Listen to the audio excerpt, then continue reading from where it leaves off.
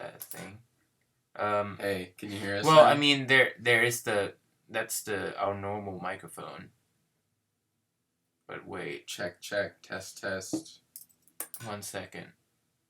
I'm on multiple output. That's correct. Wait a second.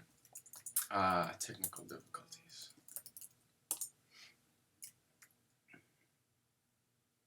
Yeah, I mean, I'm using that thing. Master out device. Is it supposed to be this?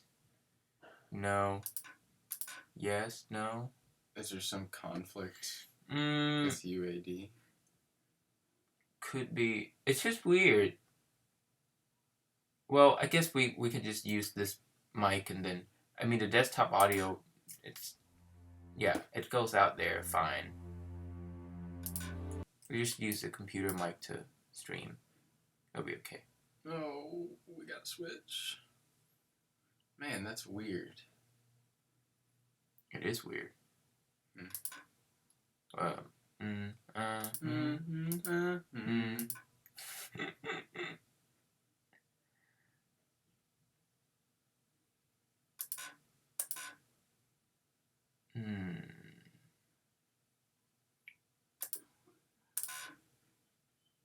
Yep. All right.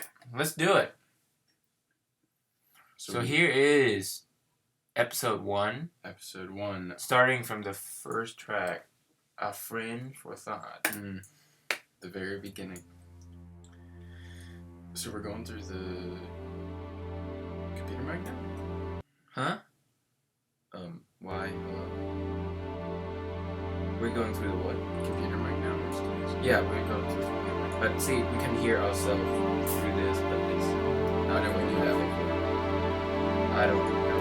Because we're idiots. Kind of. So how do you feel now that this is all over? I don't know. I mean, it feels weird because the thing is, it's like... I mean, I don't know. Well, it's not weird. It's just you feel like you're not gonna be writing for this world anymore so much, and I don't know when We are. when would I be writing this kind of thing again? Because it's like, no, it's kind of a unique world. So it's like it's very. Because we create it and then we know it so well.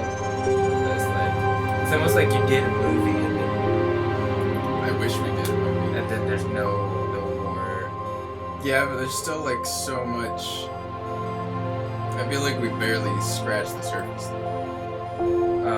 Like this is just set up. And Max said that increase the voice volume a bit. I don't think I can do that. I don't know if I can.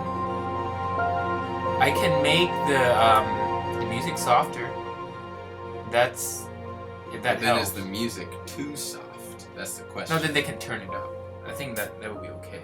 Maybe, unless they're already full blast. Hello, Will. Hey, Will, what's up, man? It's hard to hear you guys. Maybe slightly lower. Yeah, I just turned the music down and let me know if that helps at all. Actually. Yeah, I mean, I guess this is kind of a quiet track. Sounds great now. Cool. Great. Awesome. That's fantastic. So like I was saying, I feel like... By the way, we live close to an airport, so there are planes... Oh yeah, there are planes just that flying fly around overhead, sometimes. so that's what that noise is, if you can hear it. Hello, Aaron. Thank you so much. Yeah, that's really nice.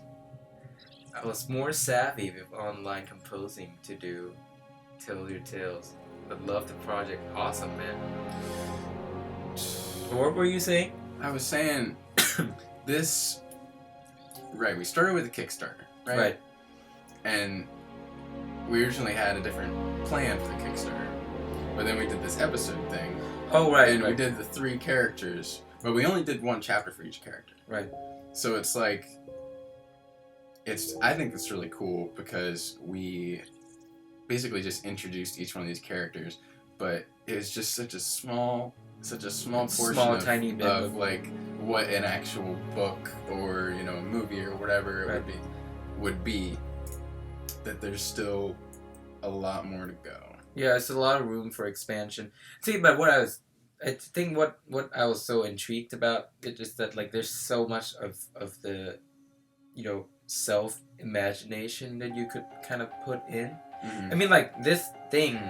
I think we're on Waking Up Arno now, and I think when I wrote this, it's kind of like I see the shots of how it would kind of look like in a movie in my head, and I kind of write about it with that picture in my head. Like, this is actually very inspired by a movie, A Beautiful Mind from 2000, and there's this one sequence where John Nash is trying to figure out his whole math problem thing. So it's like this montage, or what my teachers would call it, passage of time.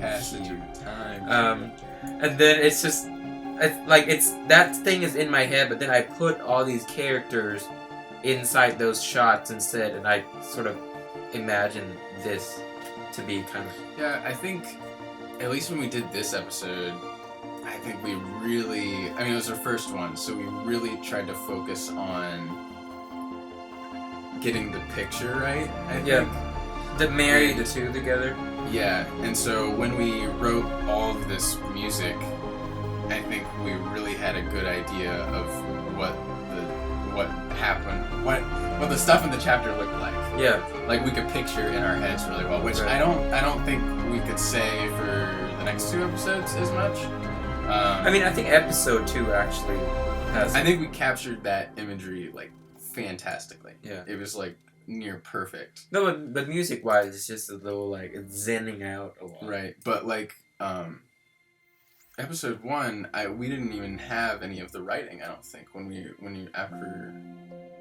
wrote most of the music. Oh, true. But then though, I think we I can't remember what we had. By the way, there actually is a writing that is about the event before all these episodes. Yeah. That are called prologue that we have not published anywhere. So that is still on our computer, and it's really interesting. But I think that's all we had when we started writing episode 1. Yeah, because the prologue, when we were doing the Kickstarter, the prologue and the prologue track that was supposed to go with this, the prologue was originally going to be like the first chapter, or I guess it's just the prologue. Yeah. But it was going to be the introduction before we actually got into the story and kind of pushing off all these 3 characters' storylines. But when the Kickstarter wasn't successful... By the way, hi Ace, and thank you Ace? for your comments on every video. I mean, it's awesome to see you kind of just like, following us on everything that we do. It's so amazing. The hardcore fans are the best fans. Oh, right? I know. Like I was saying, what was I saying? I don't even remember. No, you're talking about the prologue that it's...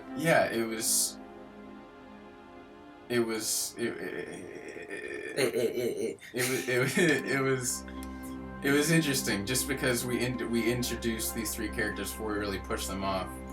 But then when the Kickstarter failed and we switched to the episodic format, we kind of looked at the prologue and we were like, well, what do we do with this? Yeah, this doesn't kind of fit anywhere. And so we kind of just put it away on the back burner and then kind of just started all the episodes from where the prologue left off. But you guys don't know what happened in the prologue, so... I guess we'll see if we actually publish that or not. Morgoth, Callie's good. It's better than we were... Well, Bill's from Thailand. But we were in Ohio before, in Cincinnati, and it's a lot nicer here than it is in Ohio. Except it's rained a lot here for like the past 2 months. But I think that's good for the nature, though. It's good for the nature, but it's not good for my socks when I'm outside. Also, it's not good for my soul either. Max here, recognize gravity and scoring guitars plug into your... This is interesting. Gravity. We don't have gravity. Neither of us have gravity. No, I don't think we do. The thing is, it's... Or scoring guitars. I play all the guitars. All the guitars that you hear on Tales, I think it's me or Do you use any guitar plugins? No. Yeah, I use the Red Planet guitar from Audio Imperia. Oh, If Mr. you're a Audio composer, pick it up. It's good. I play most of the guitar, and I think for Gravity, the reason it sounds kind of like Gravity is because Gravity is kind of, it's almost like a shortcut tool to get the sounds that we use. What is Gravity? The heaviosity thing. Is it synths? Is that what I mean, it's kind of like the combination of Damage and Evolve, but it has more stuff. So what we do is like you use Damage and Evolve sometimes, Damage. but we modify those a lot. Like I think process them quite a lot. That's one of the things that at least us as composers that we've learned, at least working with software, is that it's usually not a good idea to just use the presets. Just a preset or just like one sample, one instrument. It's good to modify it and then layer it with other stuff, because then you get this new sound that people can't as easily recognize. But it's interesting that you thought that. But I mean, Gravity is like really quick way to get to the result that we got. It's just that I think we like sort of processing our own. Yeah, I would say most of the synths and sound effects and stuff that you hear is mostly like fairly started from scratch. Yeah. Or it's a lot of stuff. I use Zebra a lot. Zebra. Yeah, I use Zebra and Massive every once in a while. Serum I use all the time. That's probably another one. But yeah, that's interesting. Will you still write short stories? I don't know. That really depends on Josh, though. So our writer Josh, he's not in California. He lives back in Cincinnati, because we met him while we were still there in college. And I mean, he's been obviously a huge help to us, and the work that he's done has been great. But he's a year younger than us, and he's graduating from college this year. And I don't know exactly what his plans are for what he's going to do after graduation. We've kind of like picked at him a little bit, like, hey man, maybe you should move out to California. Maybe make the Tales of Forgotten into like a video game or something. Yeah. You could be a story development guy or something. But the short I don't know. So I don't know exactly what he's going to do. By the way, okay, let me point this out. This is the track 4 of first episode. It's the one that's the least popular, according to our analytics, that is. Mm-hmm. And it has these really weird synth grooves, and I don't know if this is true, but most of track 4, I think track 4 in every single episode, it's the least popular one. I think we had cursed with something with number 4 or something. What is track 4 on? No, track 4 is Purpose on. No, Purpose is also out of place. It's kind of just like. Is it the least popular though? I don't kind of think it is. But either way, track 4 seemed kind of like a bird. But I think this is kind of the sound that I was sort of developing. Like I'm toying the idea of having this one synth loop going forever and write orchestral stuff sort of around it. So let's say that this is the loop, and I'm just gonna do this. But I think I finally successfully do that on episode 3. Like it sounds much more cohesive, and it's not so like actiony or generic anymore. This was a very scory track. It sounded very like action film-esque. Yeah, true. But I want to get back. But musically, I think I finally did it in episode 3. Yeah, it's good. It's a good track. I wish more people would listen to it. But, back to your question. Whoever asked that. Oh, that was Will. I don't know what Josh is going to do, what his plans are. It would be great if we could still have him on board for this. Yeah. I've always wanted to write stories, but I've never really done it. Dude, but you can totally do this. I could totally. He is the guy who corrected Josh on a lot of story flaws for Tales of Forgotten. I am super anal about grammar and vocabulary and all that stuff. But the Tell Your Tale stuff, you know, obviously we'll still be accepting those if anyone wants to do them. But as for our own stuff, I cannot 100% say that that is going to happen. Was there a suite Sorry. used in episode 3? It was not. The thing about Zara Suite is something we created as of, like, we want to come up with a new place. We originally had 3 places, location-wise, that we had in our minds. I wanted to create one new place and write some music to that, but that exists within the same world. So we thought of this, like, floating island that's almost like a huge ship that has civilization in it. So that kind of is the idea. If you Google, what is it called? Lilypad City? Yeah, Lilypad City. Google that. It actually sort of exists as like this. It's like there's this one concept.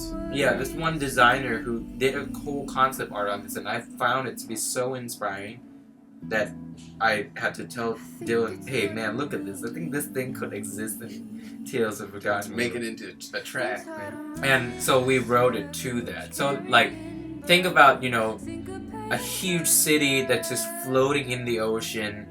There is a civilization part that's underwater, and there's the part that's up the water where people come and hang out and stuff. I mean, that to me is just such an inspiring thing. Also, the track was just super. I feel like it's super different.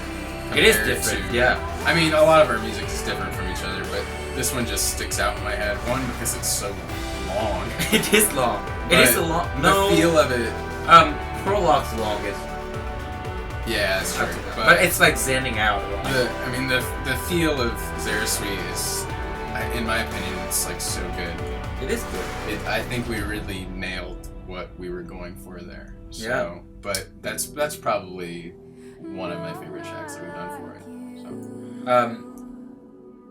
What will become of TLCF now? I don't know. Okay. I don't think we know.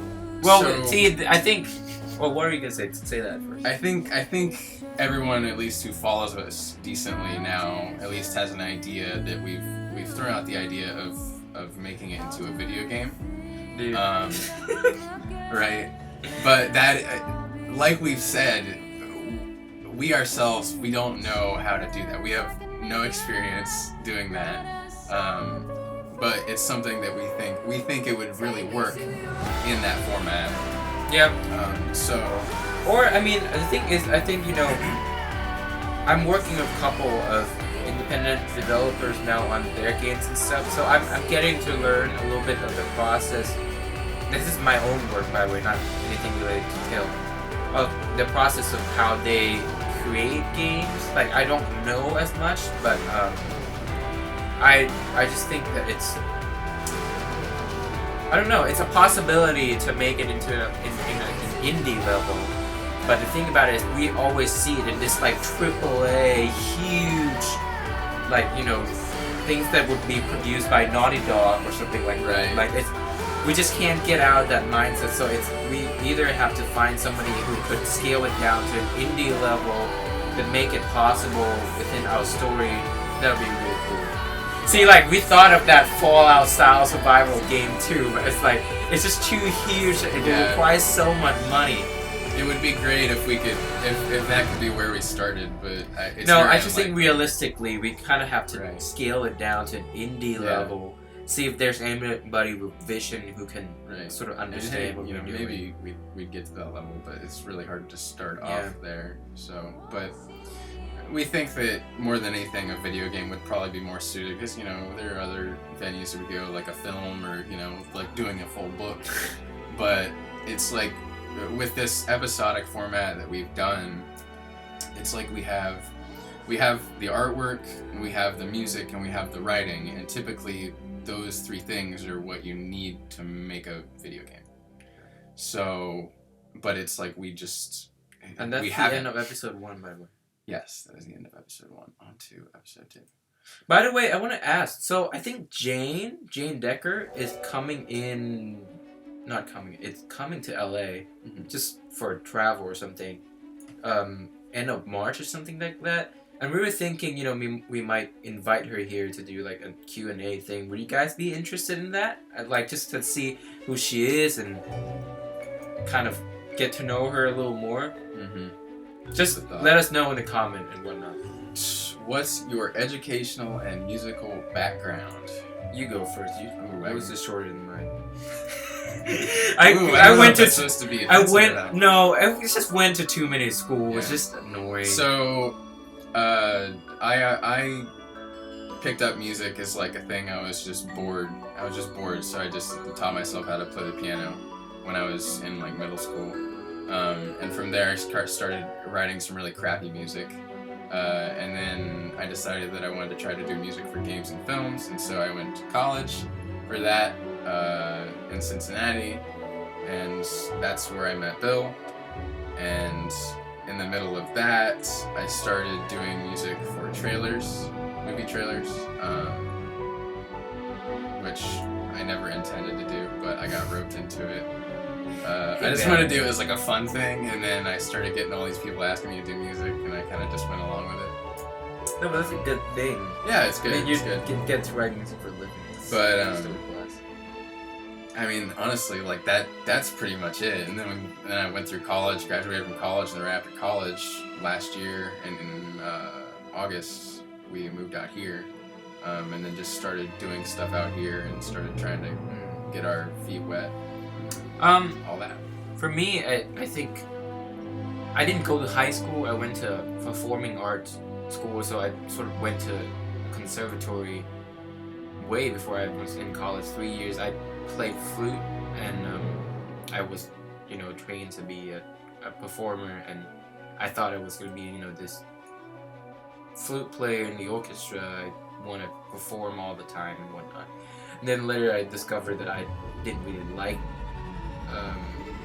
that the deeper I go into classical music is the deeper I dig into the past. And I just think that I like computers so much that I still want that part to be part of my life, because the more I play flute, it's like the less I get to interact with computers. So I picked up audio engineering. I interned in the studio, and that turned into me learning how to write music on a computer. And then I decided Thailand was just kind of like it. I'm kind of done with that place. I want to find inspiration in a new place, and I want to change environments around me. So I went to Cincinnati. How I got there is kind of a long story, but I went to Cincinnati for commercial music production, which is basically any music that's made for the purpose of it being used commercially. Not music that used in like literally not music commercials. For commercials. Not like ads or anything, not that, but like music that's basically music that makes money. So I learned a lot of stuff about like pop songs or like jazz arrangements and whatnot, same as he did, and got into film scoring. Got my first film pretty early on, like in my sophomore year or something, and then that developed me into going to more workshops, and now I'm here in LA, doing my master in film scoring at USC, University of Southern California. Alright, this is a lot of questions here. Wait, is it actually questions though? I don't know if it is. Well, some of it is. Hey, scroll back up. We're losing track. Your arts remind me of Record game. I have no idea what that is. It's an Xbox exclusive thing. I mean, it kind of came out. I think our inspiration, I was really inspired by Horizon Zero Dawn. I think I saw its concept art that came early out on. yesterday. That came out yesterday, actually. Yeah. But like I saw that since like they just announced the first teaser thing like a year and a half or so ago, and I was so inspired by that world. And I think I like WALL-E. I like. Who doesn't like WALL-E? Yeah, but Record it came out a little later, and it's a cool game. I haven't played it, but it looked like a cool game. Filming would be harder since a world like Tale needs interaction and stuff. Yes, I feel exactly. like that's a really good point. It is. I mean, like, how do you recreate this thing that we imagine? With painting it's easy, but then like when you try to make it realistic, it's like, well, how do we even get there?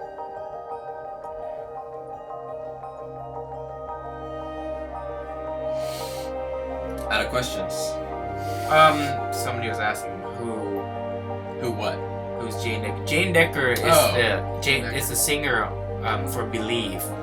Yeah. In the first episode. So she's good friends, and she's still sort of touring around the Midwest and just having a great career. But she's experimenting with different fields of her singing career and her band career. So I think she's still traveling a lot, and she's just happened to be in town next week, I think. And if we're gonna do a video, just let us know what you want to know about her, and then we'll interrogate her. Interrogate, yeah. And yes, Sarah's Weed is not included in Chapter 3 download. It's a Patreon exclusive thing. We have plans so that we might not a Patreon exclusive thing anymore. Oh yeah, well true, because it's on YouTube. Yeah. But we have plans so to actually publish those Patreon exclusive ones since we are done with this, and we see no point of keeping it to ourselves. Right. I think there are 5 or 6 tracks. 6 including 0. Right, that people haven't seen. They're different. They are very different. They're more experimental, I'd say.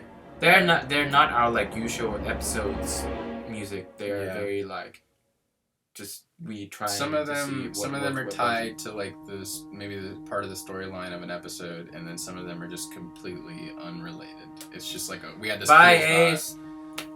Bye, Ace. Thanks for stopping by, and stick around. More to come. Oh, it's Sarah. Hello. Oh, yeah. This is also our big fan, too. Yeah, I haven't seen her in a while, though. Yeah. What were you saying? You have to continue. I'm sorry, I keep interrupting you because don't worry about it. I don't want to miss on comments. It was a pointless thought. How can the storyline progress in other ways, not including tell your tales, which is awesome. Well, thank you. Without episodes. This is kind of something we touched on a little bit before. Someone asked, I think it was Will, that asked if we'd continue doing short stories or, something that isn't the episodes. And we honestly just can't say that for sure. And we as of right now, we don't really have a concrete plan of continuing these storylines, in writing, at least. Like we've talked about, the video game thing, or changing it into a new format is something that we want to do to try and progress the storylines that way, because we feel like we've kind of hit the end of the road on this format. We if you guys follow us, you notice that we had the Patreon, and we got a decent amount of funding from you guys, which was nice and it helped, but it is still costly kind of to do this stuff. Right. And around New Year is when we changed the Patreon to make it cheaper, because we felt like we'd get more support if we made it cheaper and more affordable for people. So we did that, but it still didn't really happen. But let me say something though. I don't think we give up because of the funding. No. But it's mostly more that I think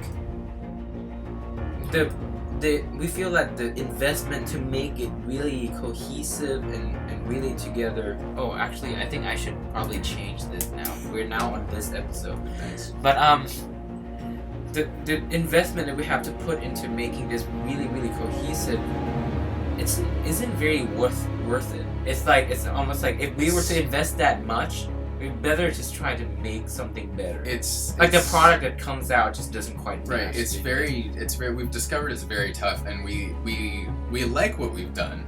Don't get us wrong, but it's just it's weird. It's weird. We have the literature, and we have the artwork, and we have the music, and we want to make this all one experience that people can really digest very easily and get a good experience out of. But the best way we have to deliver it right now is on our site. We have the chapters on our site that you can read for free, and on the pages, the SoundCloud links are integrated into kind of where they fit into the story, so you can play the music as you read.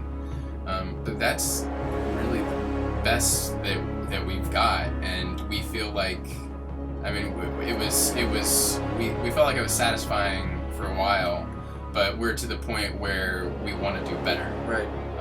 And I think So, this makes me think of what we're on right now. Episode 2 is we try to really make it cohesive. Like we really try to hit everything that happened in the story, and we want to make it almost like as long as what the reading length would be. Right. Like there's this one concern of we have this space for 7 pages, and we're like, all right, how do we fill this? There. That's why this track, Unexpected Guest, is 4 minutes and a half long. I mean, and it didn't need to be that long musically. It's zenning out quite a lot. Right.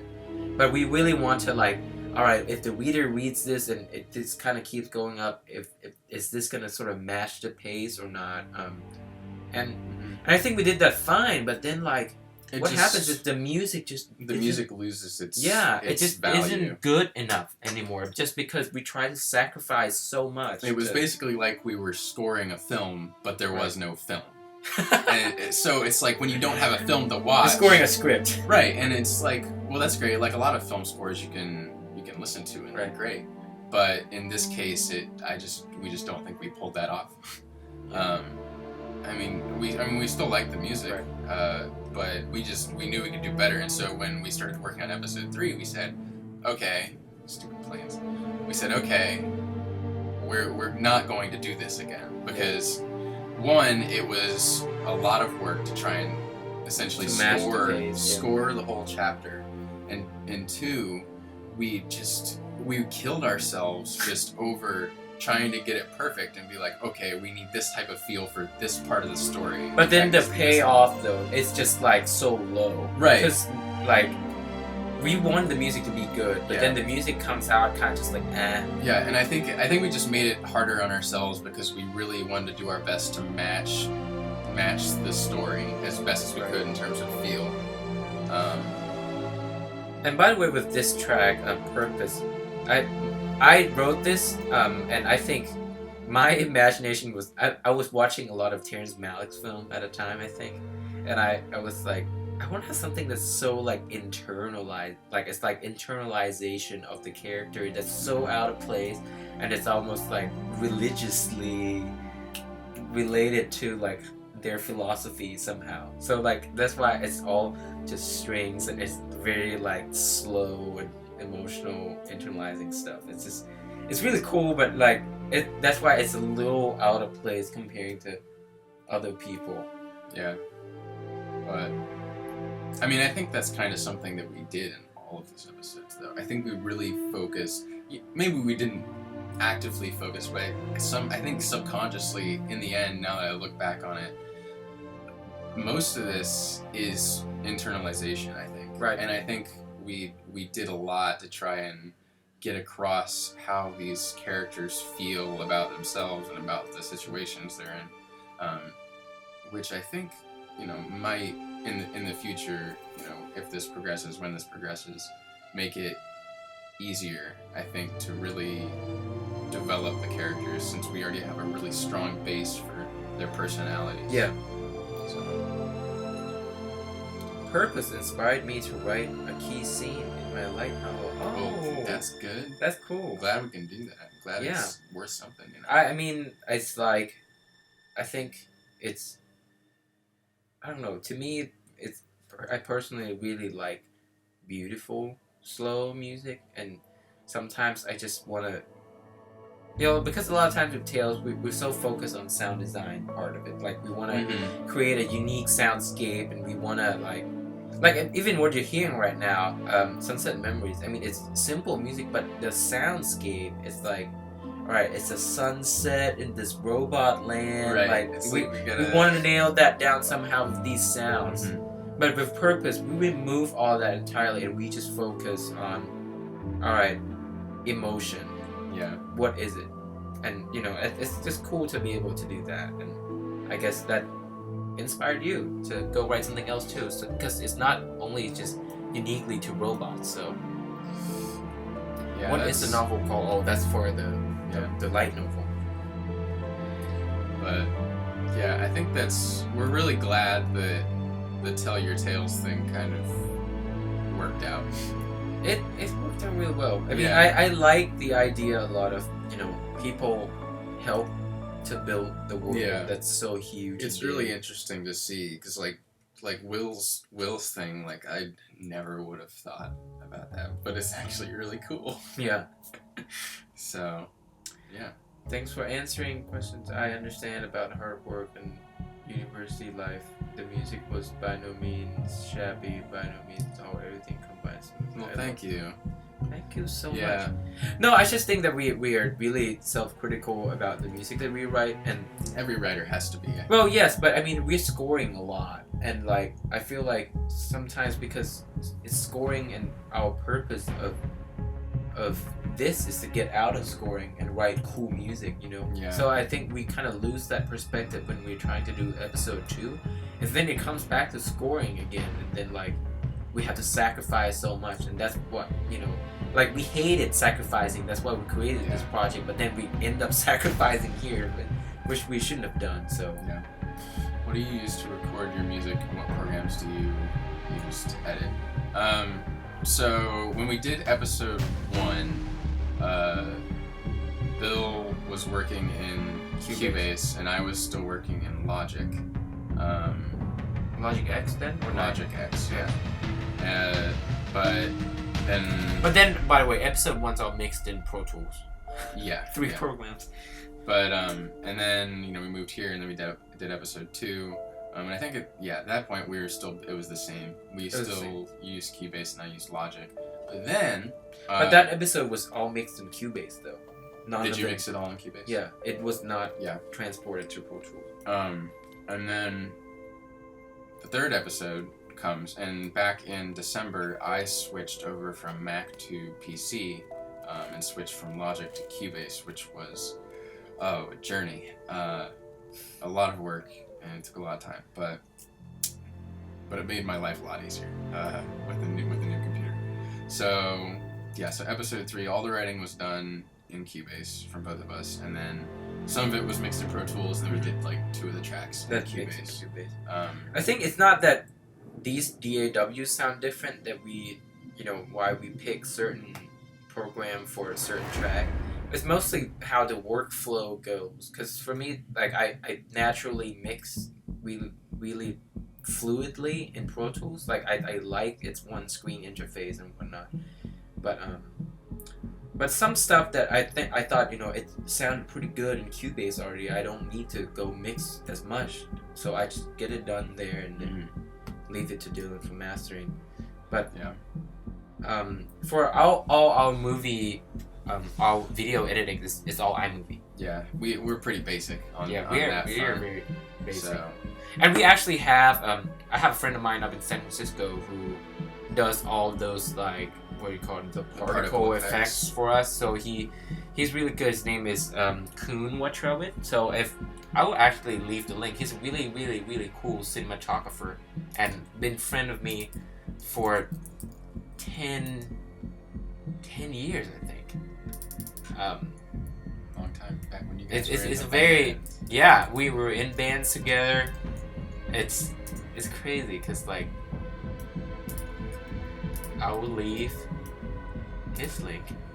But he doesn't do this stuff anymore. No, but he hates doing visualization and he hates doing visual effects. I have to bug him, please, I'll go up to San Francisco, buy your sushi and whatnot. I'm actually going to GDC next week to San Francisco, so that's exciting. But so he did that for all of us, but most of the video, all of them actually, are edited in iMovie. What do you... Oh, there's that. And integrating with SoundCloud is an amazing idea. Yes, it is cool. But I just think that the length was our main issue, because we did not know how fast the audience reads. Everyone reads at a different speed. So... Yeah.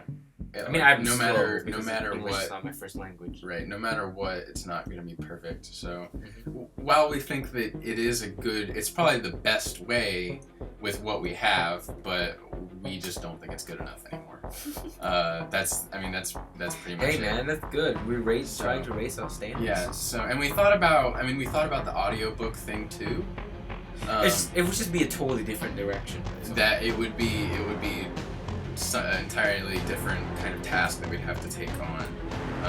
And since we're kind of just wrapping up this episodic format with episode 3, then I feel like there's not really a point to try and do the audiobooks right now. So, and this is the last track of this episode. And I love this track. It is. I mean, it's cool, but it's zenning out so much because you know we're trying to match the story. Like this whole 2 minutes beginning before it gets here, it's just like it's so. Yeah. But it's cool. I like it. It is cool. 4 minutes. Oh, and then there's hydrostasis. Oh right, that's right. Did you put Ground Zero in? No, but I think I could put that in something. But I think this episode, I think our goal initially was we wanted to be more motivic and we wanted the melody to stay and whatever. Mm-hmm. So we used that melody quite a lot. That's in Apple's too. But in the end, it kind of like it made the music a little less strong on its own, just because it's like I said, like so much of fragmenting, time stretching, everything. Right. But I don't know. I mean, we learned a lesson. We do, right? We do learn all the time, though. Yeah. It's great. By the way, I guess we should kind of credit the artist since we have that up. Oh yes. So episode 1 artwork, if people don't know, which they probably don't. Episode 1's artwork was done by a guy named Eddie Mendoza. I think he's in San Francisco. I think so too. We will throw down a link to his website right now. Yeah, so he did the first episode's artwork.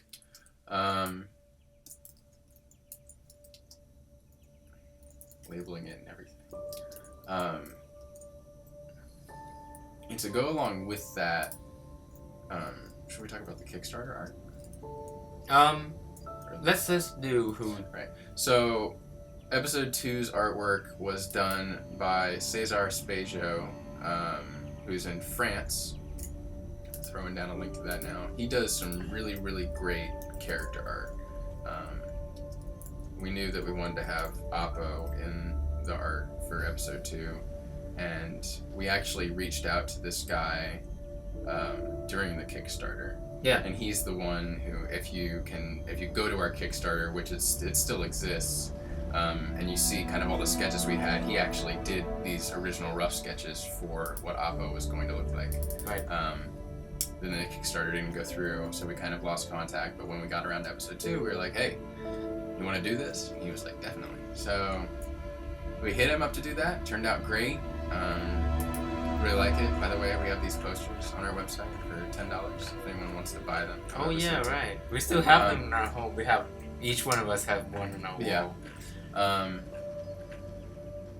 And then episode 3, which we were lucky enough from Patreon to have enough money to do 2 concepts for, was done by a guy named Sergei Vaznev, who we just found when we tried to search for an artist.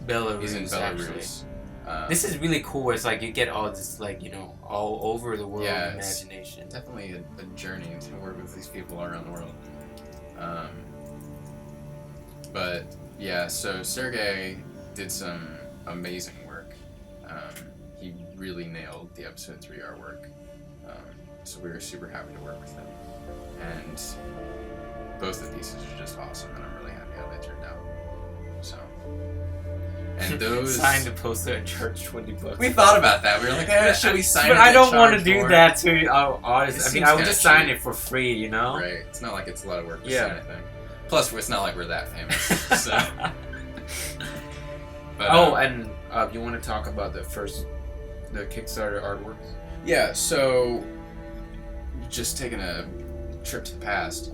When we did our Kickstarter, we originally had a friend of ours, Becca Halstead, kind of take the lead on kind of being the art director, essentially, kind of which way the art should go. And she did some concepts and stuff for us.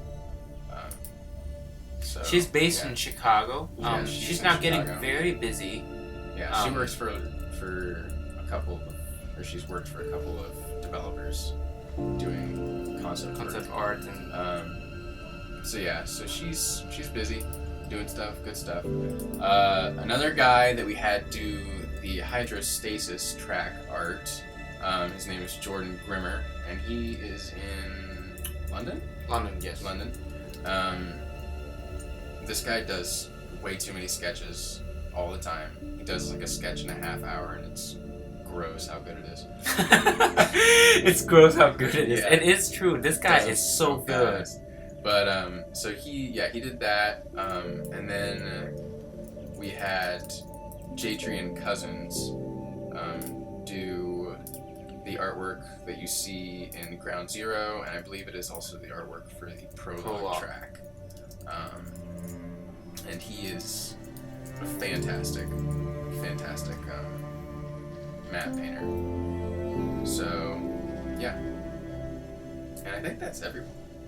Yeah. That yes, Becca was an artist, and she still is, and what she did were mostly more like, I think she did the initial design of Ezra, and she did a couple of like humans and other robots for us, and mainly just doing random ideas. Yeah, right.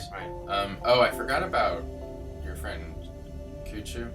Oh, Pack? Yeah, Pack. He actually, let me just link to his. He just did a quick little iris thing for us, which never really turned into anything. But he does some really cool things. His love for like what do you say, the futuristic suit. Yeah. He loves suits so much. Like he likes suits. So his like, I think his love of superheroes and like Iron Man and futuristic technology, he just loves suits, and he does that stuff really well, and you should check him out definitely. We got a question actually about back to Kickstarter. If you guys had reached goal of 22K, do you guys have an idea where the project might have been by now with that? How about even goal 3 to 34? So our original goal was 17,000, or something around that. Yeah. And then we had stretch goals that were further than that, and it was really big, too big, of course. But I feel like if we had been successful, and if we would have made that short novel, I don't know if I could say that we would be as far as we are now. Really?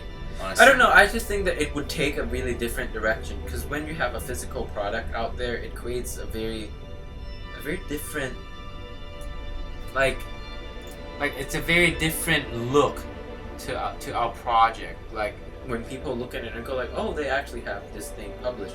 Like, I mean, we might not be continuing as long as we might have done now, but I think if the project were that successful, it might have drawn some attention from somebody to go make something else out of that. But yeah. But I mean, like, I'm not regretting that or like sad about us not successful, because that's kind of how my life is most of the time. If I can't do it this way, then I'm gonna find another way to do it anyway. So like, I don't care. But I think to answer your question, it would have taken a very different direction, because when it's not episodic and it's just one thing, it's like it's a very different kind of promotion, or even how we're gonna write it and how to make it cohesive too. We never really worked out in detail exactly. I mean, the idea was to have, it was a short novel, going to be like 100 around 100 pages, and it was going to be, somewhere between 5 and 10 chapters. So we didn't have any idea really of what those chapters would contain. We already knew about our 3 characters, but yeah, I don't know. By suits, I just mean like Iron Man suits. He didn't actually do anything for Ezra. He did a quick little sketch for Iris from the first chapter, but it didn't really turn out as how we imagined it. So we sort of discontinued that idea. But I'm just saying that he loved suits. Like he just is so into suits. And now we're on episode 3. Just look at how awesome that is. This is Sergey. Sergey, by the way, he just nailed everything. We sent him the original Ground Zero artwork, and we were like, all right, now let's look at it from the bottom instead of from the top. So like, just look at it within, like, if we were to be in the city. So yeah. Man, this track is good. It is good. I mean, I like it. Also, I like that it's in C#. I just like things that are in black keys. I don't know why. It's kind of the theme of this episode. What is the story of Tales of Forgotten? You can go to our website and read it, but you want to give a little quick spiel? I can do it as best as I can. Yeah, go. So, as quickly as possible, to sum it up as much as I can. Far into the future, AI has become a thing where they have consciousness and they have emotions, and they're basically like humans except they're robots.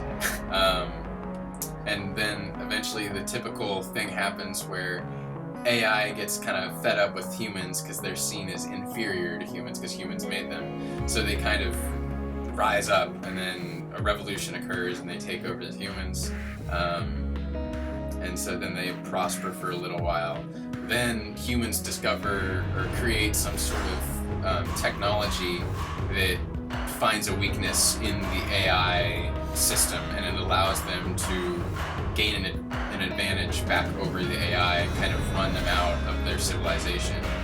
So humans kind of take over again. But along with that, humans say, well, we don't really, we don't want this to happen again. So they kind of take a vow to abandon most or all of technology, just so they don't have to experience that again. Hello, Phantom Composer. I actually do not know your full name. Do you know his full name? No. I do not. But hello, Phantom Composer. And hello... Whatever that is. I can't, I'm sorry. It is a name, man, but I can't read it's a name. that name either. I'm so mad with myself. But anyway, so yeah, humans take back over, and the AI kind of run out, and they're kind of in the shadows now. But the name Tales of Forgotten, the forgotten part, refers to the machines who originally didn't want to fight against the humans and liked living with the humans, like coexisting with the humans.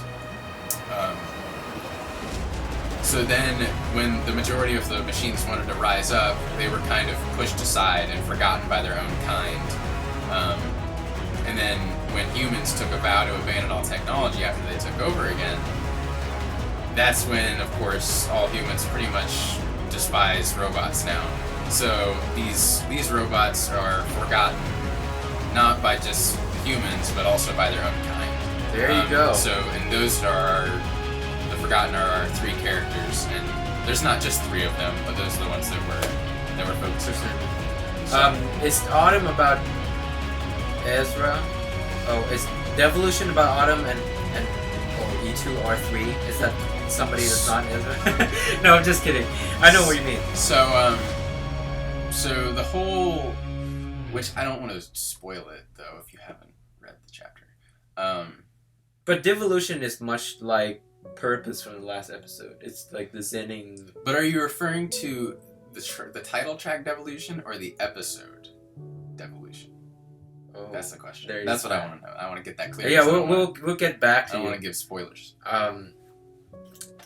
And I was gonna say that this episode, as you can see, it's shorter than the last one because one, we didn't want to care anymore about the length. We just want to make the music really good, and 2 is like we just want to make music again. Like we just want to make swag music. Yeah, like we start from the music alone, like nothing else, and then have the story follow the music rather than us following the story, so that the music can be so strong that it could just stand on its own and kind of It's really cool. This track at E2R4 or Ezra, it's very like, it's kind of him when he's alone. Like when, because I connect this with my personal experiences, that it's almost like when you're in the society, you act a little differently to sort of blend in and be something that you might not be. But then with Ezra, it's like, he walks around with these robots that hate humans, and then he has this feeling of that, why is he the only one who's noticing that this whole world is full of hate and we should be hating each other, and like, and then there's Haunt. It's gonna be kind of the same theme, but it's in a much more aggressive way. But this is kind of like his loneliness within the same kind of people that he lived with, that he just couldn't really find himself to be fitting in. So it's like, it's a really subtle one. It's not huge, it's not big. It's just kind of, yeah. Well, I guess it's a good juxtaposition. Yeah. From the rest of the music, which is really cool. So. Episode, just referring to the episode. Yeah. Yeah. So the episodes are of music-wise, so have that as a story. I'm confused by that question. So, will there be episode 4? No, there will not be episode 4. No, there's not going to be episode 4. What are your favorite TOTF tracks you made? You mentioned you like Zara Sweet. Zara Sweet. I personally like this egregore thing. Egregore. Egregore. That's how you pronounce it. I do not know that. I like the one that's coming up next. But yeah, Zara Sweet is definitely one of my favorites. Autumn is also probably one of my favorites, just because I think it's badass. I mean, Ground Zero is good. Ground Zero is good. Oh, I feel like it's so cliche to say that. No. To say it's my favorite though, because everyone loves Ground Zero. Well, true. No, but I'm not saying I like writing Ground Zero. I think I'll probably just get tired of it. I think it's just like it's listened to so much. Yeah. But for once in a while I listen to it. It's like, damn, this is good. Yeah. Despite how boring it is, I do like A Friend for Thought. Just because I mean, like it's a great, atmosphere. It's a great atmosphere track, and I don't know. I just think it's nice. It's boring, but it's nice. So there is not going to be episode 4. If you read our Facebook page post, you can go read in details about it. But basically, we think we come to sort of an end of our episode format. We feel like we're kind of stuck, and we're not really going anywhere with it, and we want to sort of shut this down for at least for a bit and kind of find out the way to actually make this into a sort of a more. So I think we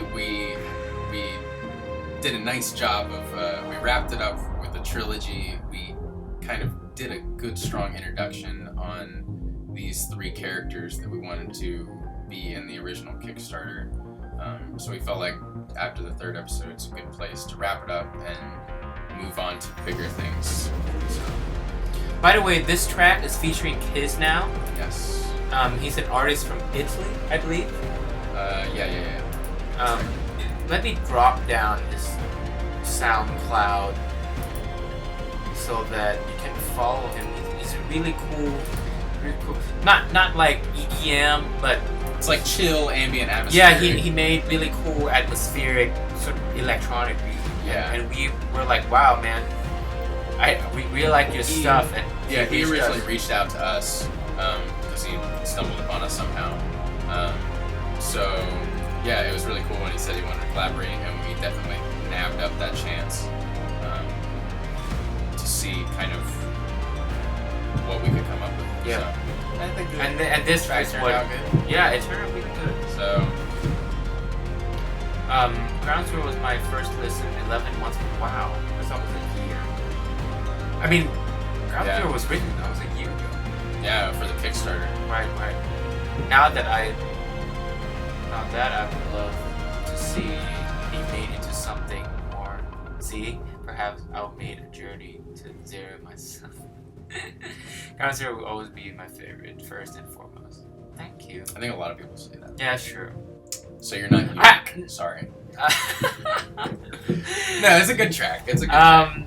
The Last Satellite is my favorite because of reason. Wow. Way to like your own music. See, but I think story. I think we should play Last Satellite. I think a lot of people will like it. We'll play it after the episode. Yeah. But I'll have it up. Yeah. Ready. Last Satellite. Will, when I read your story, I was just when I read Tell the first chapter. Tell people what Last Satellite is before they get confused. So Will, who is what's his username in the chat, right? Definitely not Lancer.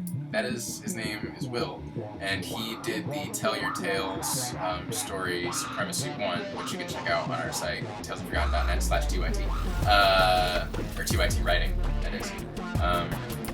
And this is my favorite track. This, to me, is groovy. Yeah.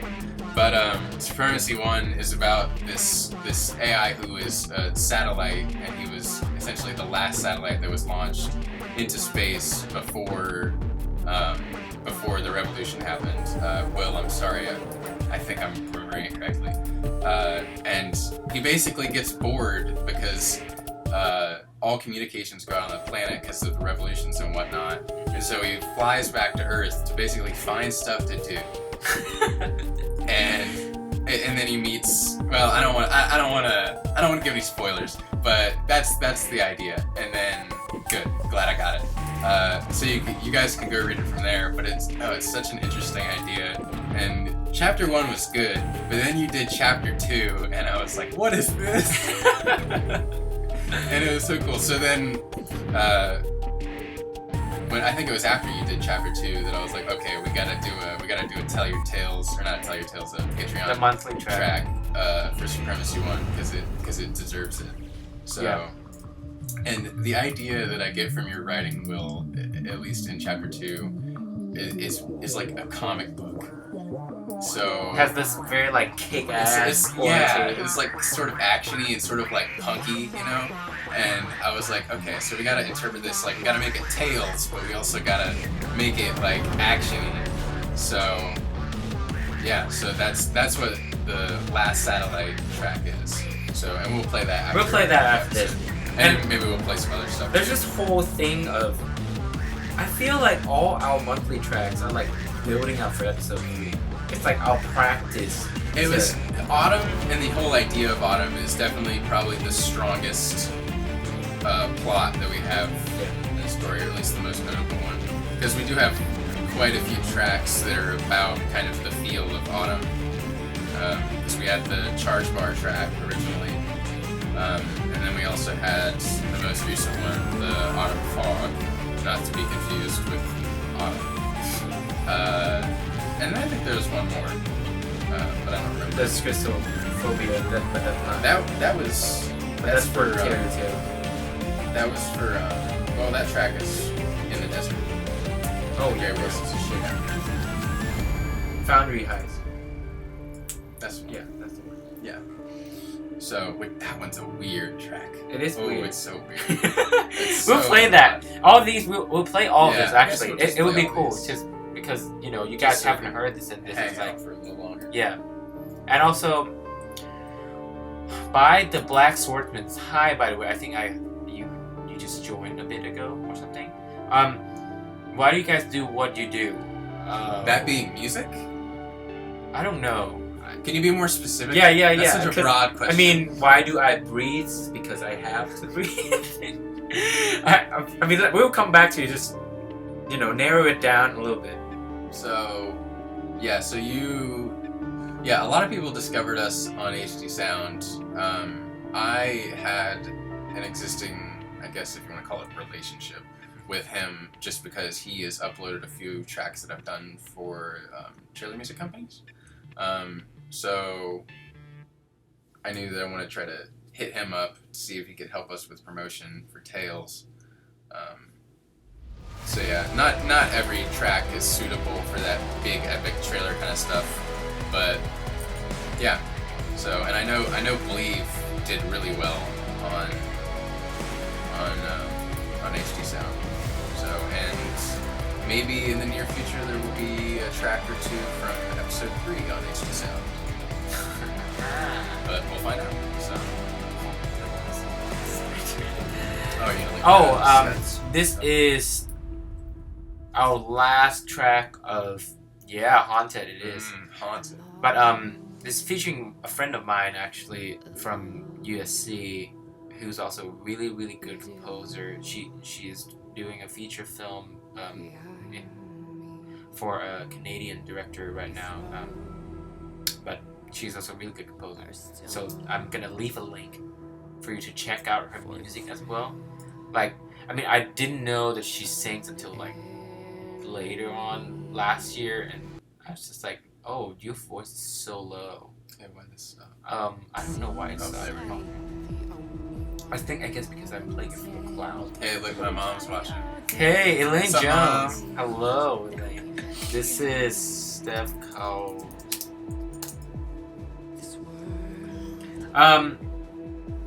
What? Okay, the question from Black Swan. That being music on the site. Well, we do music just because it's what we like doing. No. I think he's asking about like why does this exist in the form of music site? It's hard to say. I think that's because music is the thing we do, so this is the best way we know how to communicate it. Yeah.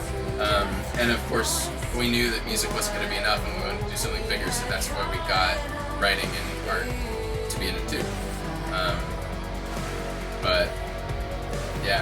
But now we're like, okay, well, we want more than music, art, and literature.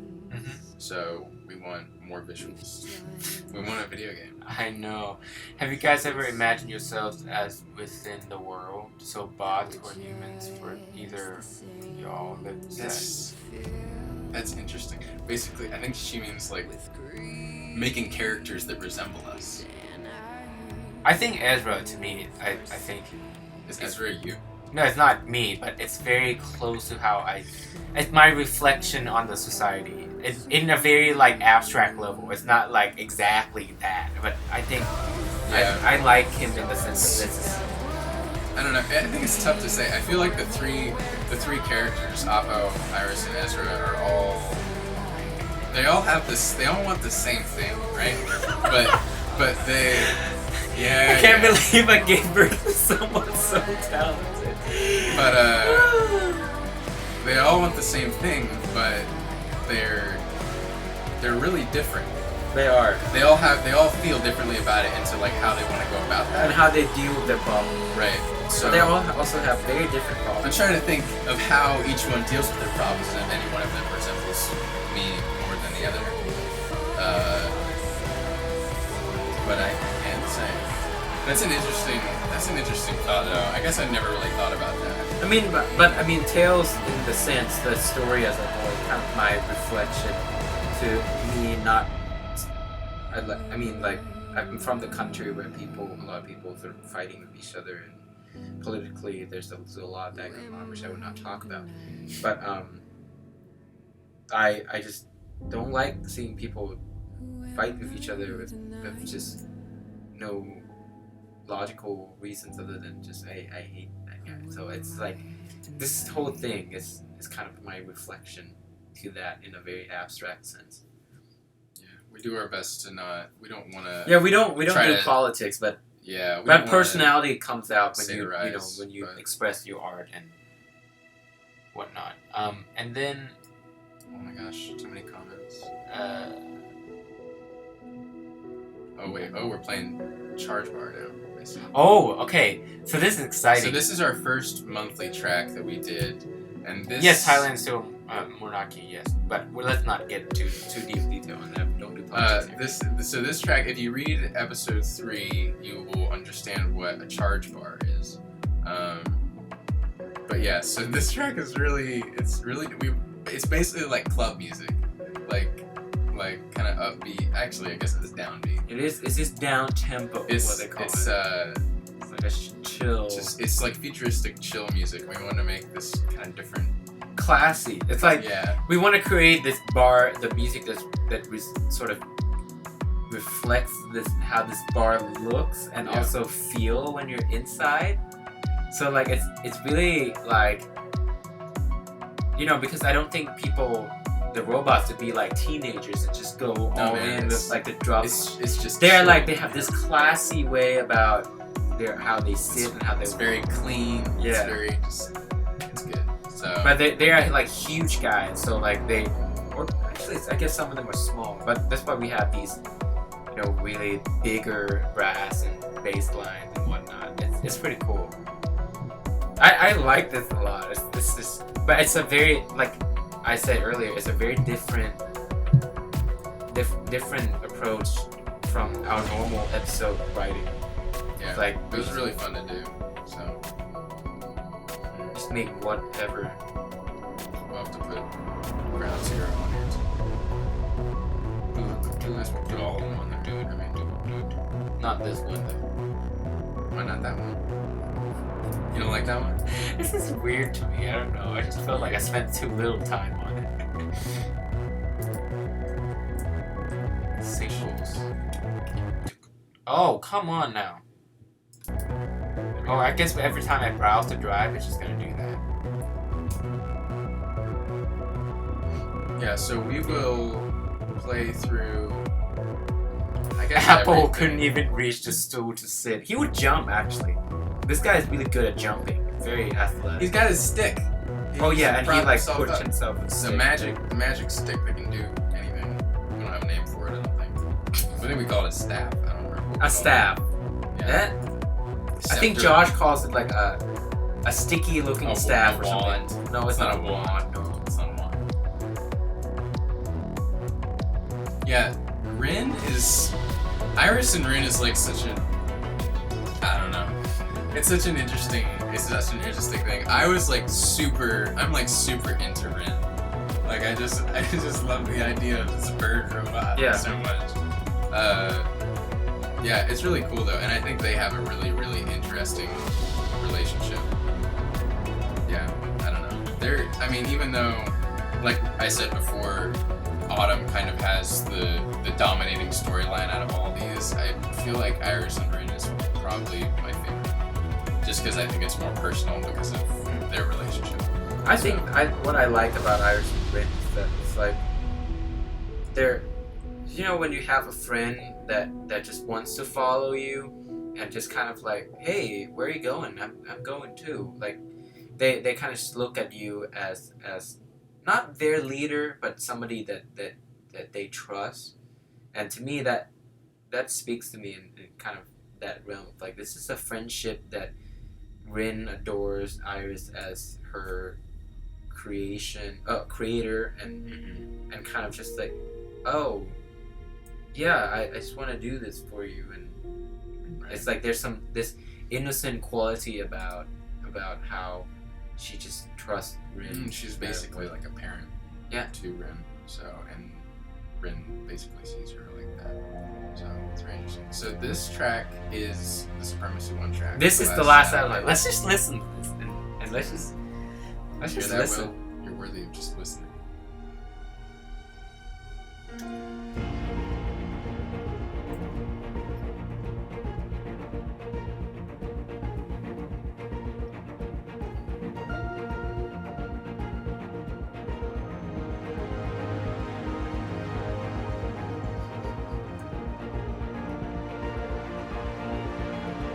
Oh, it's happening. It is happening.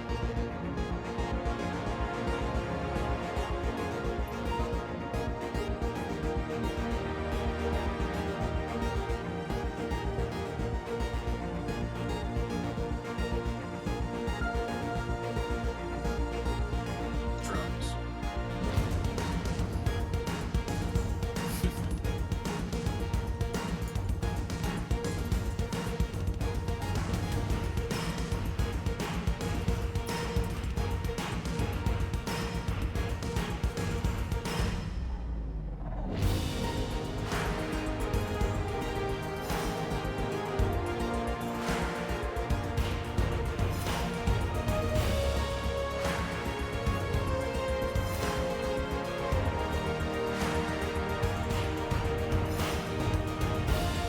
All right, so I think I can speak now. But I just think this is really cool, like because we love this like kick-ass sort of vibe of his story, so we kind of just make this like it's almost like a punk approach to it's like we still have that like grandiose kind of epic orchestral right. It's like feel, a punk. but then we put these like punk epic these music, swag drums behind it. So I think. Oh, you want to talk about this track first? So this track is just weird.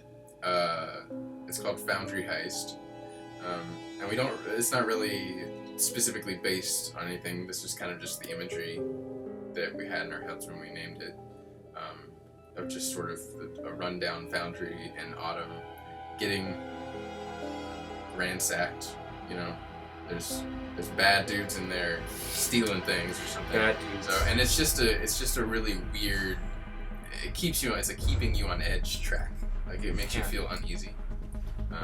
But like, if you listen to this, you feel that it could fit in episode 3 actually. Like a lot of what we did for the Patreon monthly track are like kind of like building up to episode 3 because we were having that idea of the autumn thing, like you said, so long because it's the strongest storyline. So a lot of this is kind of like very close to how episode 3 was gonna feel like until we actually started writing episode 3. Let's answer some questions before they go away. That's what we have right there. You have samples for your instruments, or do you record some of them live? We use samples for most of the stuff. Almost all actually. We used to record some cello and violins for prologue specifically. We don't do that anymore because we don't have no cellos with us. But we only record guitars and we record bass and we record your sound effects that you made, and we record voices, of course. Right. And that's it. The rest is just for this episode, that was it. The rest are all software. I mean, we wish we could have a live performance, but the thing about software too is that we have complete control over how we want them to play, and it's sometimes that helps to get the job done faster. Right. Yeah. But hey, man, Tales of God Live. That would be kick ass. That would be pretty cool. But that's it's hard to make those things happen. Composer, we use Cubase to write the music, and then Pro Tools most of the time to mix it. The inspiration. All random. No. Basically random. Yeah, these are all random. We wanted them to be like fairly, not like weird. We didn't want them to be like weird robot names. We wanted them to feel fairly human because the characters are kind of human. They have their own emotions and stuff. So we didn't want them to be weird. That's pretty much it, honestly. Like the Iris, we just came up with her name, and Rin came up with that name. Apo just came up with that name. Ezra might have been a little bit different of a situation. It's random from the numbers. We originally thought of, okay, what if this guy was a military model, and he got his name from his unit, like his model number, and then so we thought, okay, well, what do we want to call him, or what numbers make a name? And so we said E2R4, which translates to Ezra. Okay, so here's our secret weapon. So question of, do you sing when you make lyrics part for the singer? Yes and no. The thing is, I think we did that in Believe with Jane. Actually, Jane came up with some of the melodies, actually. It was half and half. But with Haunted, we use our secret weapon, which is our roommate, who is a songwriter, which I think is in the stream right now. His name is Matt Beerwagon. I will leave his SoundCloud link for you guys to check out. But I mean, we've done so much stuff together.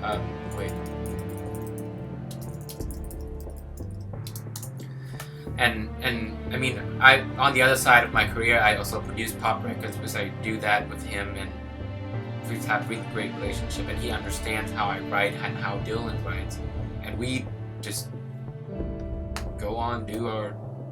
Like, I think I just let him create this melody and the lyrics on their own. Matt like, pretty much did most of the songwriting all himself. I like there were like a couple small little tweaks on the melody and lyrics, but it was pretty much all him.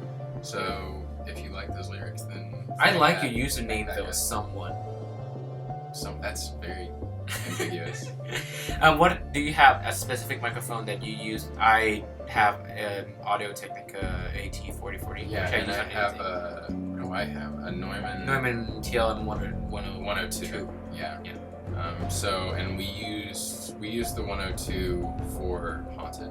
Yeah. But I don't think we didn't use that for Believe. Actually we used that for Believe too. We did. Yeah, both Believe and Haunted are recorded with TLM 102. Yeah, it's a very nice mic. It sounds good on most things. Especially vocals. I've found it works really well on solo instruments. That's what I use it for. Love those crescendo and blessing. Alright, so this track. Talk about this track. This track is called Autumn Fog, like I said, not to be confused with Autumn from episode 3. And I don't know, it started off with this doom doom doom doom doom, the bass riff that I made, which is the same. It's the Ground Zero riff, but just changed to be more chill. And this sounds like House of Cards. It does sound like House of Cards. Well, I mean, I want to create that like politically complex place within the city. I think that's kind of why we get there. Of like, you know, how do we make this thing kind of like it has like social complexity rather than like this epicness of it alone. Right. So I mean, but this is also a lead up to episode 3. It's like all of this has just been leading up. And then there's your favorite, everybody. Oh, Ground 1. Ground 1. We actually were gonna name one of the tracks Ground 1. We were like, oh, we should just call Autumn Ground 1. It's like, well, that doesn't mean anything. Trust me, it's funny that somebody actually said that. We thought of it. That's been a running joke for a while now. So I'm glad that you're in on it. So we want to play any more tracks after this? We still got Zara Suite. We also still have Prologue. Zara Suite. Prologue. This is a hell ton of stuff. Yeah, we got a good amount of music. Not bad. Not bad. Oh no.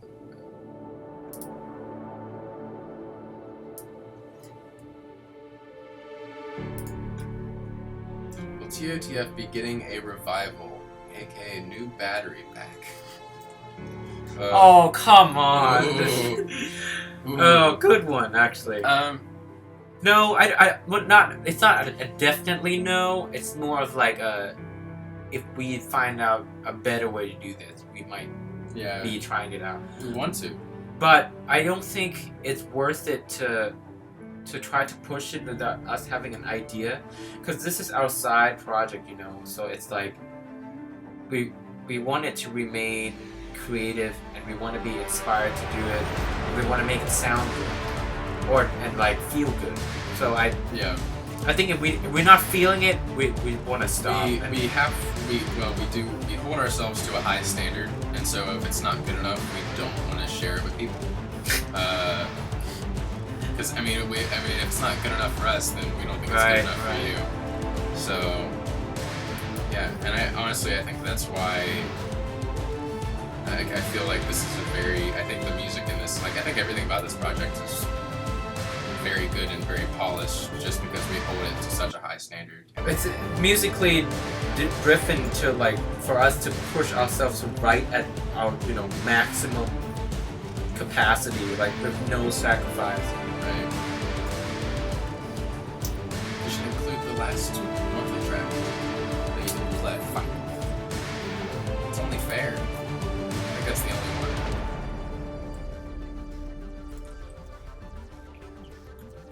It's in contemplatives.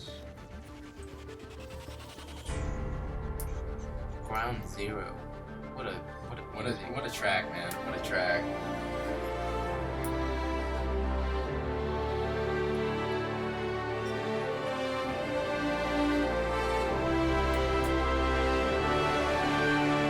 I guess I forgot to bring water up here. Like I poured it in, but I didn't bring it up.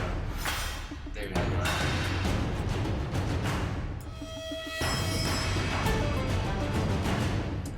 I don't know if some of you noticed how I write percussions, or how he writes percussions. I think both of us actually, we both have like a marching band / drumline background. I didn't play drums, but I was so into drum lines. Like those are my things. Yeah, like, I used to write drumline music. So. And I just think that, you know, why?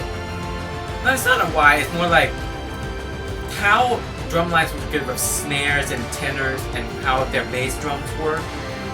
It's so intriguing to me that I want to apply that to orchestral work and make it happen. So that's what happened in the middle of the Ground Zero thing.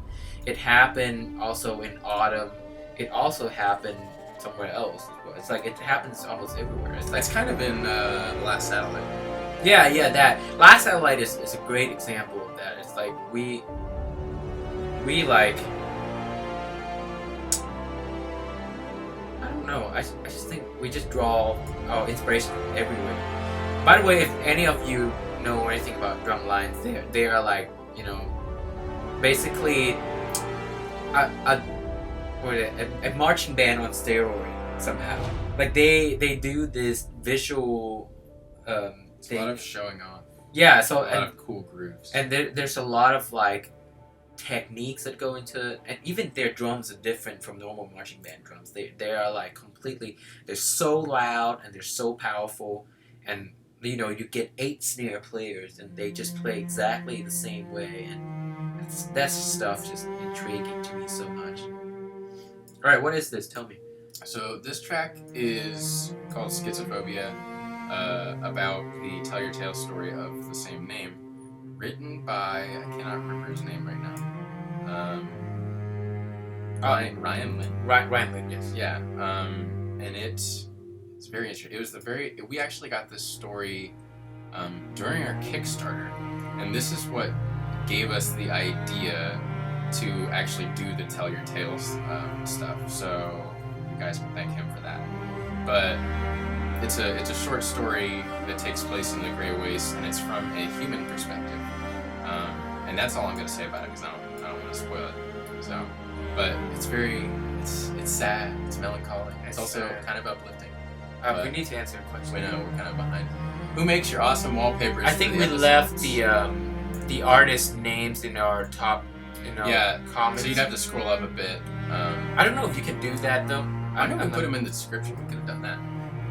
Oh yeah, true. Does that update? That's what I'm wondering. I don't know, but we'll put these up on the descriptions once the video goes live. If you go to the episodes on our website store or on Bandcamp, we have the artists credited there.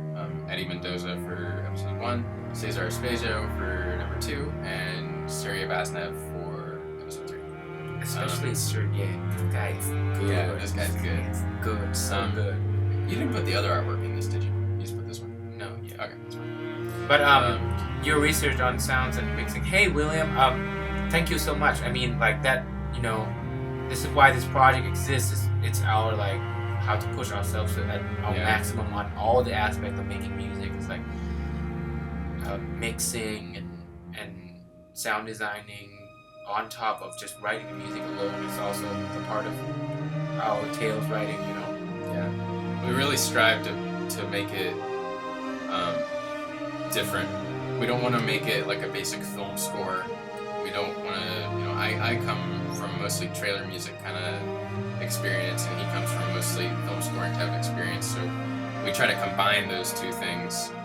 They're completely different things, by the way. Right. Like some people might feel that, oh, it's, you know, music to movies, the same thing, but it's a completely different business. They're entirely different. So we try to combine those two things and make it into something different and unique, so it's not so typical. Yeah.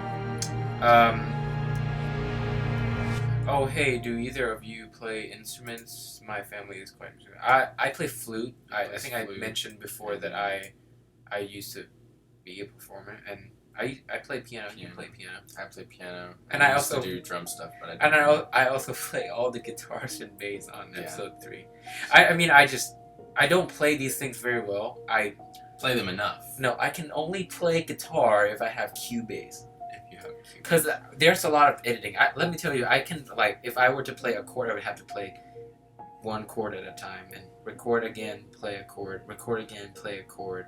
Or like this, there's this one phrase in the Autumn track. And it requires so much of me moving around. So I go boo-doo-doo-doo, and then I record again, do-do-do-do-do. And then like I edit them together because I don't really play these things, and I'm like, but I like their sound and I want to be able to play them at some point. So this is how I get around that stuff. Prologue, the beginning. This is the very This is the very first thing that we ever wrote. Man, so sad. It is sad because I think we started by, you know, I just sent this to him and like, hey, let's do this together. I haven't written any music with you yet, and yeah, that's how Tales got started. Is that we had known each other for a while, but we never collabed on anything. So Bill was like, hey, let's collab. And I was like, okay, sure. And so he sent me this thing. He's like, let's do this weird, like, ambient kind of textural thing together. And we started working on it, but then, like, we stopped. And a year went by. And then Bill was like, hey, we should do that thing again, but let's make it into something else. And then Tales happened. right. So, yeah. It is the real. I mean, it's a prologue, the real prologue. The real this. prologue. Like it's the prologue. It's really the beginning of everything. I think most composers play piano. Actually, they have to. Well, some do not. Actually, I know a guy in my room. His name's Tony. He doesn't play anything. Impressive. No, but that's the thing that's really cool is that. So when you play piano, right? When you compose with piano, when you start composing with piano, you start playing what you know, like right. what kind of falls under your finger, the stuff that you know really well. But because he doesn't know anything, so when he writes, it's like all in here. It's that's really weird. Cool. But I would never be able to do that. But I mean, everybody is different, and like it's intriguing to me how these people, you know, start from scratch and they just have it all in their heads and they don't really pay it. Alright, and Phantom, you probably understand this, like when you start composing music on piano, you start playing what you know, what you learn, what you've learned. So it's kind of in a box creation in a sense, and that's why sometimes you gotta come up with some stuff that you can't play that you just have to be able to learn. So, I didn't know Two Steps from Hell wrote a book. Wait, what? That's what Rosemary said. Was it? They wrote a book. Oh, comments. Oh, they're everywhere. They wrote a book last year doing what we did. I didn't know that. Oh, I did not know that. That's interesting. Maybe they stole our idea. Maybe they did. We're like, oh, these Tales guys, these guys are pretty good. We were so into ourselves. Oh my god, goodness. Did they have a second? Oh, yeah, they have a second book that's coming out this year, and I am looking forward to it. That's interesting. I was looking forward to more TOTF as well. Yeah, I think they might not be stuck with it as much as we did, because I don't know. I think we have a bunch of other things going on. Also, take into account those guys are making a lot of money. Yeah. And they have all kinds of investment availability to put into anything they do. Yeah, we just got out of college. What were you gonna say about Thomas? That he is ridiculous. He is ridiculously good. He is MIDI god. And it's not that only he's a great programmer, but he, as a composer, I think he could easily score films. His knowledge of orchestra is, you know, it's just amazing. It's just that I don't think he likes the idea of sacrificing the music at its full potential to fit with the film. So I think that's why he writes these trailer music, or not trailers, he just writes the music that just somehow gets used in trailer because they're so. He loves these bombastic, huge music, and Yeah, but we know Two Steps from Hell. We don't know them. I've talked to Thomas like once or twice, like just like a small amount. But we aren't like buddy. We aren't friends or anything. So. And Elaine said we need a T-shirt. We're thinking about that. We that's gonna be reviewed. We haven't worked that out yet, but we're talking about doing some stuff other than just the posters. Yeah. So yeah, but that's in the process. Just think of advertising if you had T-shirts. Thank you, Rosemary. Of course, I'm a huge Epic Music soundtrack fan. Oh, hey, Josh. Oh yeah, Colin Frake on Fire Mountain. I didn't actually know that was a book. I thought it was just an album. Yeah. Wait, what? That's a book? Yeah, I thought it was just a Two Steps from Hell album, but I guess it's a book too. Huh? You know, interesting. Who's Phil Lauber? Do you know Phil Lauber. Yeah, I'm friends with him. He is just a trailer music composer guy. No. He did his own album. I forget what it's called, but it's very cool. It's very different. Yeah, he uses Vocaloids and that's kind of unique.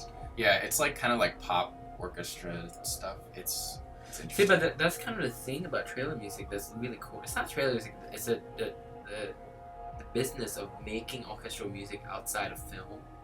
Mm-hmm. That's not concert music, of course. That's not like music in a concert hall. But it's that people are just making these cool combination of stuff and kind of like pushing the boundaries of sound design and pushing the limits of like how big we can go. Like it's always a race for innovation nowadays. Yeah. You always gotta try to stick out somehow. It's really cool. I mean, it's a very different approach because with films, I mean, we are always whatever do I have to do to make this film work. It's all on that mentality. It doesn't matter so much if music is cool on their own, but like did you know if you Google TOTF you get? We recommend probably not Googling that to find us, because I doubt we're the first result that comes up. But if you search Tales of the Forgotten, we're the first that comes up. Yeah. So there's also the Tales of the Forgotten Melodies. Warrior. There's that. It's about like samurai or something, and then there's also a band called Forgotten Tales. I believe it's a metal band in Europe or somewhere. So doing exactly what you guys did, they copied us. They totally did. Yeah, they must have copied us. I mean, I wouldn't be surprised if they said that, but I also wouldn't be surprised if they come up with that on their own. It's just something that naturally, like, we visualize stuff when we write all the time. I think it's an idea that a lot of people have, but like to actually do them, like, it takes. Because I think we actually got an email a while back from a guy, I don't remember who, but he gave us a link to this artist who does basically the same thing, but it's like he writes metal. By the way, this is Sarah Sweet of the Lily Pad City that we were talking about. If some of you don't know, this is a sort of a single out from the episode that we want to create for a different environment. And let's Google Lily Pad City. Think about this as a music to that. Continue. My mom says that we are the first result when you search TOTF. I think that's what she's referring to. That's impressive. Huh. We're gonna do it now. No, we're not. Okay, maybe she wasn't talking about that. I got excited for a minute. Alright, what were you saying? Oh, I was done. I was just saying there's a guy that does like metal music. With story? Yeah, it's or something like that. I don't know. It's interesting.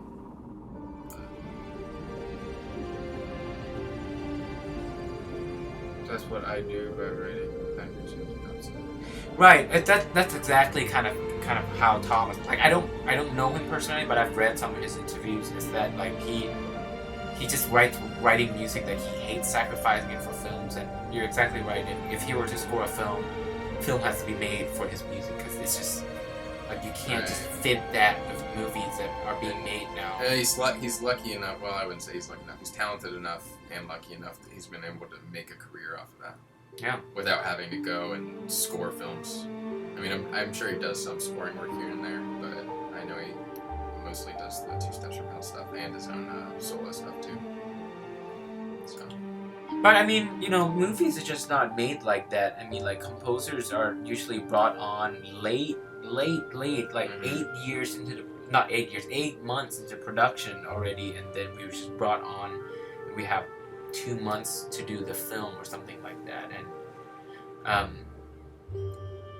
wait, TOTF gives me shit, but Tales of Forgotten gives me the right result. Yeah, exactly. I think that's what he. I don't know what my mom's talking about.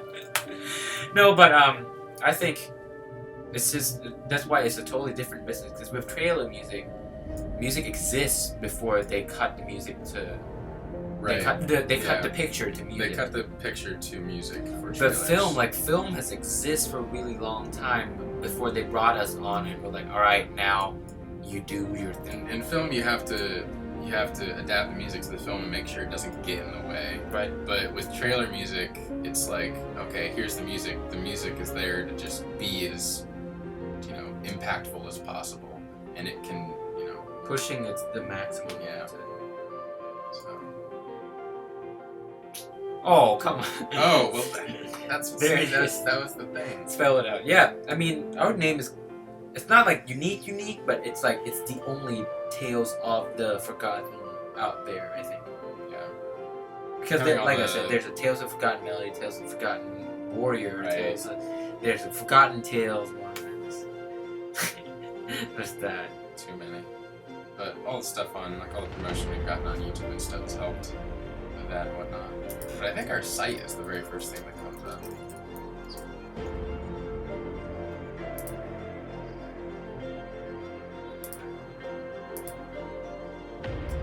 By the way, guys, this is the lily pad city. I don't know how to. It's very small. How can I zoom in? I don't know how. But like, it's really cool. So like, 1 second. Goodness, this is painful. Yeah, so like, this is like kind of what I was imagining. It's like, it's so cool.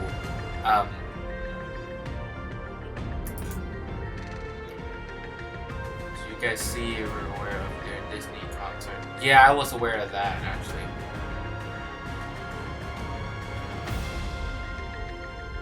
This is the last track, right? We actually have. Wait, we have not have anything else to play. No, that's it.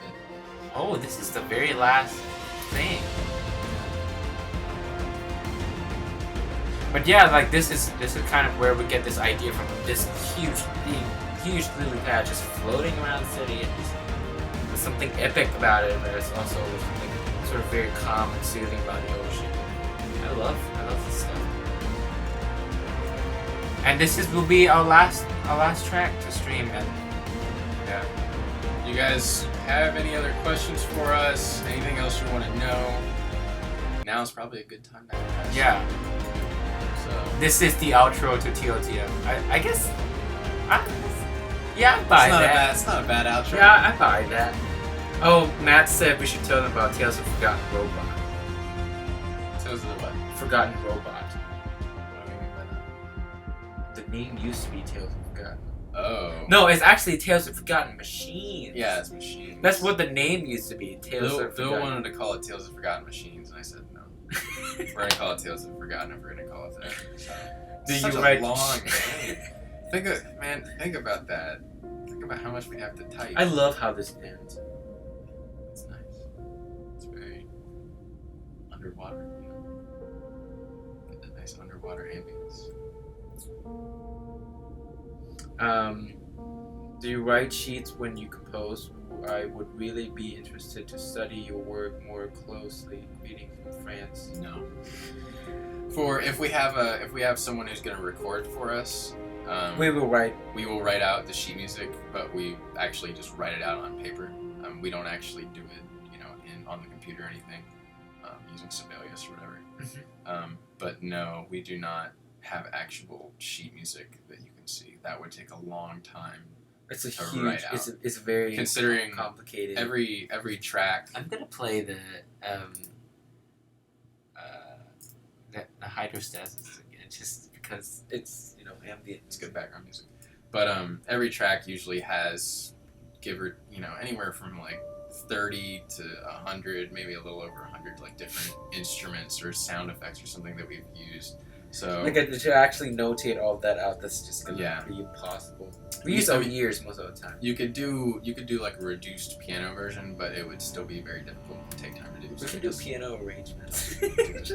Yeah. So, but isn't that supposed to be something that we leave up to the fans, like, and then fans make videos of like how to play Zero Suite on piano? Oh, That's one of you should do that. We teach you how to do. Oh, but I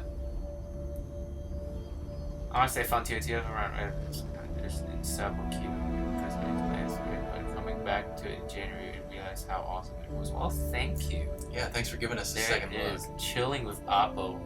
Man, of course. Oppo's actually not a very chill dude. He's like a skittish boy, little boy. Like, just freaks out a lot. I don't know.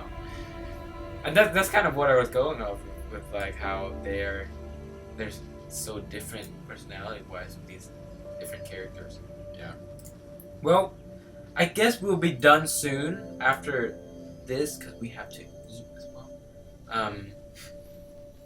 And I think he needs to go to the charge bar. Yeah. He sure does, but he's in a very different part of the world. He's supposedly in some southeastern Asia somewhere. Not really any charge bars in the woods. Yeah, charge bar is in Chicago. Yeah. Actually, you might actually find some place that would look like a charge bar in Chicago. Chicago's a really hip place. I love Chicago. If anyone didn't know, Autumn is Chicago. Yeah. It is. After AI took over Chicago, they kind of made it their own and renamed it. So if you look at like the images of Ground Zero, S1 can fly in there. and Episode 3, you'll see that it's actually kind of representative of parts of Chicago. So it's not totally made up. Oh, by the way, Hey, thanks. That's a nice comment to me because Dylan did all the site work. That's all me, and it's stressful sometimes. I was, however, wondering what the symbol of Tootsie is. Should we? We can't. we don't give spoilers, right? I don't want to say what that is. It's not that we know what that is. But we're supposed to say we do know what it is. But we kind of know what it is. We kind of know it supposedly is a door to somewhere. But you don't know where. Like it looks half like a locked door or a half open door. We didn't have that in the brief, but like that's kind of where we kind of see it. The origins of this symbol are unknown. If you want to get very philosophical, to me, this like could be the door to peace, which they can't crack it open quite yet. That's a good way to put it. Yeah. So this is kind of like this mysterious, because at the top part of it kind of has this like church inspired these curves and it's like a gate. So I'm like it's like a gate to peace. So like I said, Autumn is Chicago. The Reborn Forest is somewhere in Southeast Asia. Yes. And then the Grey Wastes is in, I believe it is Western Africa. But of course... But where... We actually had like a real pin down. I believe... I think Grey Waste was Namibia. Or modern day Namibia. Based on just what it looks like in the art. Lillipad City, it kind of just floats around the ocean. We don't know where that is. It moves all the time. So like, wherever there is water, it just goes there. Well, it's an ocean, so there's always water. So because it's drawing its resource like both from electricity and how it feeds its plants and crops. It goes and where it pleases. Basically. Yeah, it's. What happened to Britain? They exit out of. We got a salty Brit in here right now. We don't. Britain's still around. It's still there. We don't know what's happening there yet. It's a great question, but I don't know what happened in Britain. There's still stuff happening. I would imagine it would kind of be the same as Autumn. I think. Kind of just like there's still a fight going on. A lot has changed in this storyline from what the humans had, because kind of a lot of metropoli, is that a word? Like Autumn, aka Chicago, are kind of run down now because humans abandoned technology and kind of let the overgrowth come in these cities. You all should put an AI refugee base in the Antarctica or something. In the Antarctica. Bro, that would be like. Far away. I mean, that would go really close to the, Noah. We haven't made a snowy environment yet. So, Goodbye, Justin. Bye. Thanks for stopping by. Stay tuned for more things at some point. Like, no more things. I mean, hey man. You never know. I love this project still, and I would like to keep going with this, but I just want to figure out the best way to communicate the story first before I do anything with it. And of course, we'll drop all the links that I posted on the comments into the description once the video is up. And I think we have about it. We have a couple of minutes left. If we still have any questions, we will take them. Yeah, but otherwise, we appreciate you guys stopping by on this lovely Saturday afternoon. Well, one thing about TOTF that's huge to me was how engaging the community was, even though it was small. Yeah. But I like the fact that there's always somebody around checking out our stuff when no matter when.